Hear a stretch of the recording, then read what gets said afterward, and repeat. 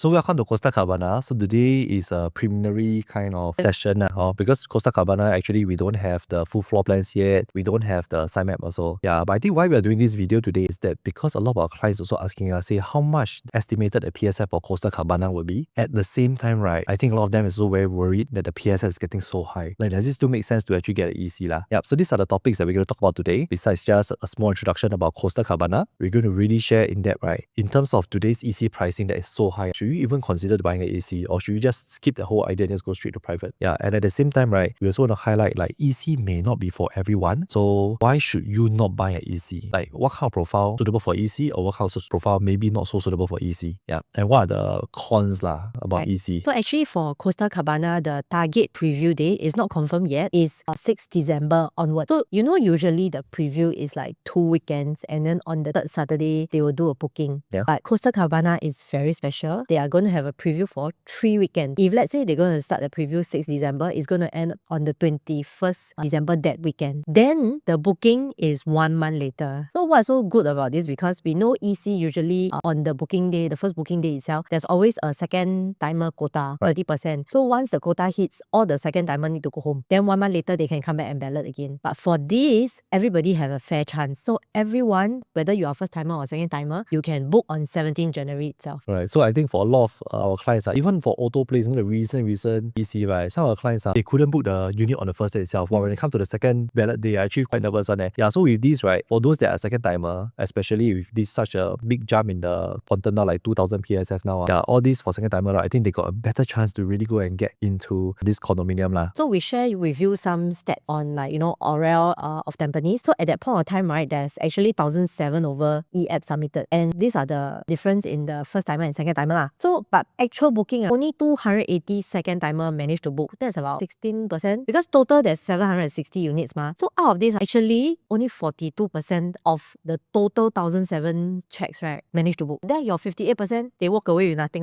Group of buyers, especially only 60%, right, I feel there might be a good chance that they can go higher because they can have the potential to have fight on the even grounds together with the first timers lah. Correct, because the first timer on the first day itself, the 5-bedder and the 4-bedder all fully sold already. Okay, so just a short introduction of where this Costa Cabana is. So Costa Cabana, right, is just next to the downtown east, just next to it. So there will be shopping malls, there'll be a lot of eateries there. So it's in between the two MRT station, which is the Pasir Ris MRT station as well as the Pasir Ris East MRT, which is the upcoming MRT. It's not up yet. Then these are some small facts. Then one of the developers is a mixed developers. So one of the developers will be Qingjian. Then this one is a mid-rise unit, 11 to 12 story, a decent amount, which is 748 units. Then it's also a 99 years lease. So the shopping malls nearby or groceries nearby, fair price is at the downtown shopping mall there. Then of course there are more groceries nearby also. Then there are schools within 1 to 2 kilometers away. And there are also more than 70 eateries as well as a lot of enrichment classes, which is very family oriented area. Okay, so I think this is the main highlight for today. Okay, so with the EC price higher these days, I think a lot of our clients' feedback is that they feel that the EC price jumped quite a fair bit. From that time, Park Central like 1002 PSF on average only, then now coming to 2000 PSF. Yeah, so is it still a worthy buy for EC into this market lah? Yeah, so I think one of the reasons that affect it, right, will be the land cost. So you can see the land cost has been increasing throughout lah. The next one that is bidded, right, like for example, Seja Close at Bukit Panjang is at 771 PSF. Woodlands will be bought the land at 782 PSF. Pasir Ris at 729 PSF. So this is one of the main reasons. The land costs keep increasing. So definitely the price point will definitely have to go up also lah. Of course, we saw this small factor over here, which is Sembawang EC. They bought at 692 PSF. Yeah, but 692 PSF, just to highlight, this is actually one of the smallest and shortest EC development. Consists of 265 units. So nothing wrong with that. Yeah, what I'm trying to share is that sometimes the quantum lower, right, in terms of holding on to the value, right, might be a bit loosed out lah, because developers, or for example in the future, the bank or bankers will base on the valuation of transaction in a unit. So having more units, right, you tend to have more transactions, which means that the value of the place tends to hold a little bit better also. And this one will be a low-rise development, which is 5-story. So if you've seen our Send video, right, we talk about high-rise, mid-rise, as well as low-rise kind of pricing strategy in terms of the floor jump. Yeah, so mid-rise definitely have the advantage or compared to some low-rise units lah, because the the level jump, right, might be lesser also. Yeah, so for mid-rise unit, you might have a chance to get a better facing, a higher floor, but a lower quantum jump compared to low-rise development. Yeah, but of course it's subjective and there's no indication for the Sembawang EC yet. At the end of the day, right, there could be a chance, right, even if they bought at 692 PSF, right, they also can sell higher also. Because we've seen these cases before. For example, Auto Place bought at 701 PSF, but actually sold more expensive than Novo Place, which is at 703 PSF lah. So this one comes to the next point, which is over here. Novo Place bought at 703 PSF, but the average PSF, right, is 1006, right? Yeah, Auto Place 701, but actually so more expensive. Yeah, but why more expensive, right? Is because of the second point, which is actually because of the rising cost of construction over the years. So we actually compiled the data from 2021 until now to see the multiplier effect in their prices. So on average, for the whole of 2021 is about 2.1. You can see the jump. Actually for 2025, now is about 2.48. So how does this impact on the prices for next year? So actually, right, and then most of our clients look at this concern and say, hey, actually with the rising costs, we realize a few things. For example, this group of buyers that want to buy into this kind of development, right, their loan amount, right, actually stuck there. Yeah, because let's say 1.7 mil, they if 75% loan, right, they actually need about how much? 1.2 mil plus kind of loan, right? But if you count backwards for 16K income, right, and MSR of 30%, right, they only actually can borrow about 1 mil plus. Yeah, so that means there'll be a shortfall about 200 to 300K. Yeah, so there's be a gap difference for this.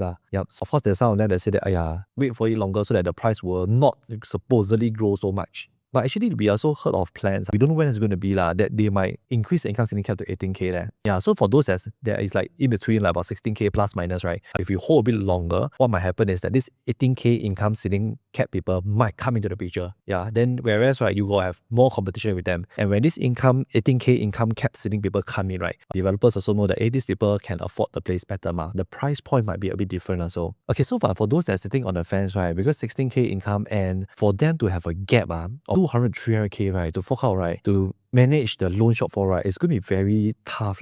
But there are some methods to actually to like cover this shortfall, right? Yeah, there's something that we do, like for example, deferred payment. This is one of the method that we can do because EC allows deferred payment scheme. So this is one of the method that we do to actually help for this loan shortfall. But it's a little bit tedious to go into calculation right now. So if let's say you are between that range, 16 to 18K kind, you can let us know. We can assess for you whether you are still eligible and also how to go about doing this gap. Right, because I think everyone's scenario is very different. Everyone's calculation is so very different. Yeah, so that one, if you really need any help, just let us know. We will do or assist you all with the calculation first. Yeah, before even you all put any e-app for any of the ECs or whether EC is even a good option for you all. Yeah, so that's just something to share. Then I think there's another factor is that there will be a price gap. So if let's say, for example, if I don't consider EC, I can consider private. But because of the last two factors, right, we saw the land cost as well as construction cost, right, it affects not only the EC, it affects the private. So in today's date, if you were to get a 3-bedder compared to EC, right, that means a private compared to a new EC 3-bedder, the gap would already be 856K for 3-bedder. Then for 4-bedder, right, would be about 1 mil. New one, that means a new 4-bedder and a new EC 4-bedder. The gap is already 1 mil in today's market.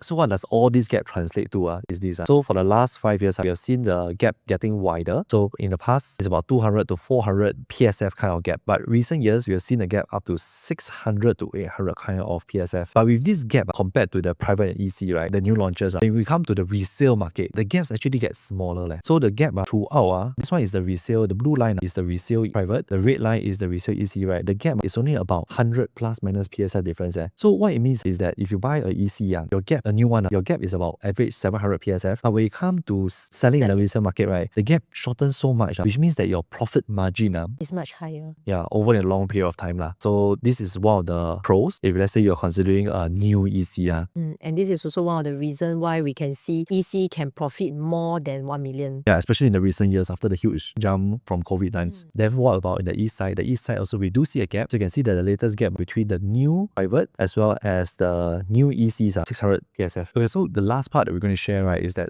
EC may not be suitable for everyone. Just we talk about the pros of it, like what's so good about it. Yeah, but now we're going to talk about the cons of it also. Why it may not be suitable for some group of buyers.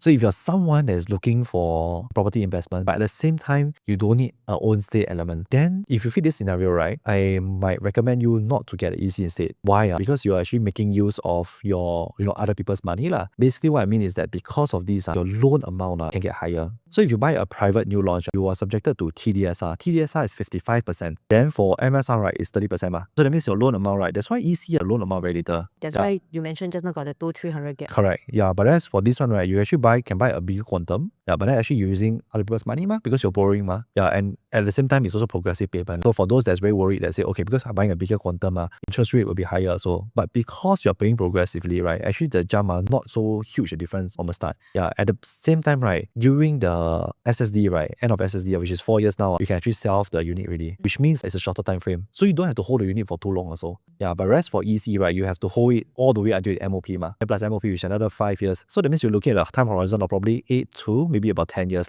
estimate about this. So it's a longer time frame So for private, you probably can, sell and buy 2 times already. Correct. You probably can flip 2 times already. Yeah, then can move on. So what I'm trying to share is that in short, if you go for private, right, you will have a little bit more flexibility. Like when the market shifts and the market moves, right, you will have a more opportunity to buy and sell at maybe a good market times. Yeah, whereas EC will be locked around maybe 8 to 10 years. So even no matter how the market shift, right, it doesn't matter to you. You just need to hold on. So EC is good for who? EC is good for those that has their own stay element inside there. Then you want to just buy a place, stay for long. I want to make sure that at the end of the day, right, my place has some form of appreciation or good appreciation. Then of course you can consider EC. So these are our thoughts about like who's suitable and who's not suitable. But of course there's always, everybody got their own goal. Like you might be thinking of own stay, then what's the best option and stuff like that. It's always a mixture Yeah, so if you are still confused and not sure what to do, you can always let us know. We'll be happy to share more and be happy to break down for you like in terms of your own profile, like which one is or benefit you more So in today's market, right, if you can find a private new launch that is close to EC price, right, I think there's some good opportunity because your loan amount, firstly, you can get higher.